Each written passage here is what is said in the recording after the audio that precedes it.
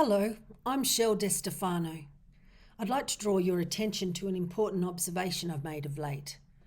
When I apply to participate in a variety of opportunities within the community, be it art-focused, forums or advisory groups in general, I've noticed organisational reluctance to deaf people being considered in their own right. Their preference is to categorise us as either disabled or as people who are culturally and linguistically diverse. But we are deaf, and I use the capitalisation of deaf deliberately here to encompass the rich history the word entails, right? What I'm proposing is a matter of identity. Our lived experience cannot be expressed by cold or disabled groups. How can organisations tell us who and what category will represent our views? We are the only ones who can speak to our experience. I'm willing to represent us in this space with the organisations I deal with. However, the onus is on you too. If you find yourself applying to participate in something and are declined the opportunity, then step up and say something. What I propose is organisations consider including an additional category with how they document attendees. Some of our options currently are LGBTQIA+, Aboriginal Torres Strait Islander, disabled, cold. However, being deaf is never an option we are able to identify with, and this is what I want to propose. I want deaf people to be able to identify as they are in the world, with their own category, being just that, deaf. We have our own distinct cultural and linguistic experience. Putting us with categories we don't fit is misleading. It certainly doesn't identify our needs. I'm keen to see your opinions. I'm not inciting arguments, by no means, although I am keen to have a robust discussion.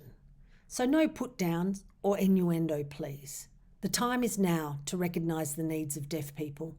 Our culture, language, experience and the way we observe the world, it is unique to us. No one else has the insight to make appropriate decisions for us about our needs or to speak on our behalf. Only we know this because we live it. We should be given the space to have our say and for our views to be heard, be it as board members, in groups, or elsewhere. I am tired of the oppression we have faced and our experience being swept aside, disregarded. I've had enough.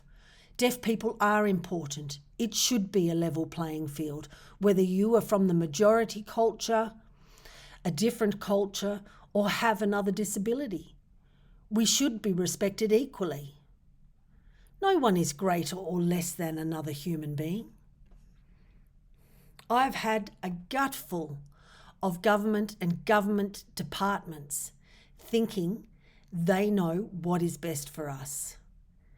It's time to wake up. It's 2022. If a representative from an organisation would like to make contact to discuss these issues further, I would willingly accept an invitation.